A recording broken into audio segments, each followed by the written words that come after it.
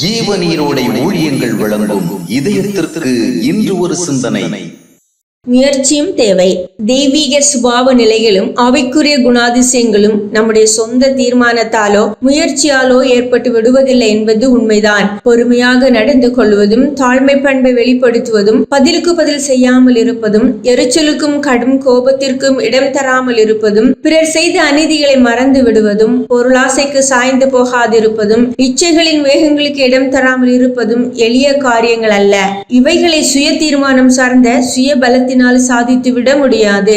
ஆனால் இவைகள் செயல்படுத்த முடியாதவைகள் அல்ல. கர்த்தரை உண்மையாக ஏற்றுக்கொண்டு தேவனால் பிறந்த அனுபவத்தை பெற்றவர்கள் தங்களுக்கு அருளப்பட்ட தேவ ஆவியின் பலத்தினால் இவைகளை செயல்படுத்த முடியும். ஆயினும் அவை அவ்வளவு எளிதாயிருப்பதில்லை. சிலர் குணாதிசய விஷயத்தில் சற்று கூட கடின பிரயாசம் செய்யக்கூடாது. அவை மிக எளிதாக தானாக வெளிப்பட்டால்தான் அவற்றை ஆவியினால் வந்ததாக எடுத்துக்கொள்ள முடியும்.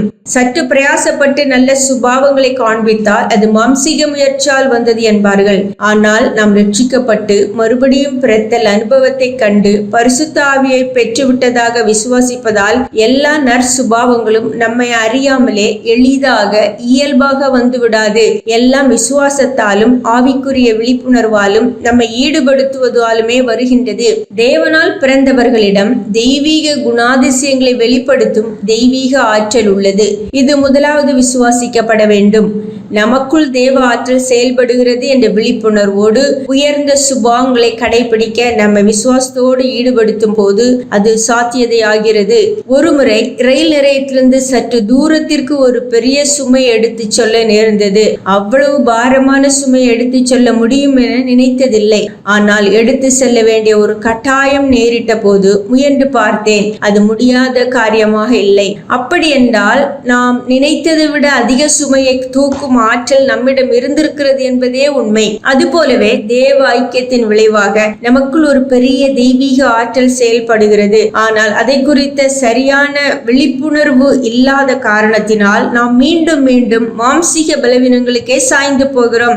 தாவீதை போல என்னால் முடியும் என்ற நிச்சய உணர்வோடு செயல்பட முன்வரும் போதுதான் நற்குணங்களின்படி வாழ நம்மாலும் முடிகிறது என்பதை உணர முடியும். சிந்தனைக்கு இயலாதவைகளை குறித்து கவலைப்படாதே, இயன்றவைகளை செய்ய கவலையற்றிராதே.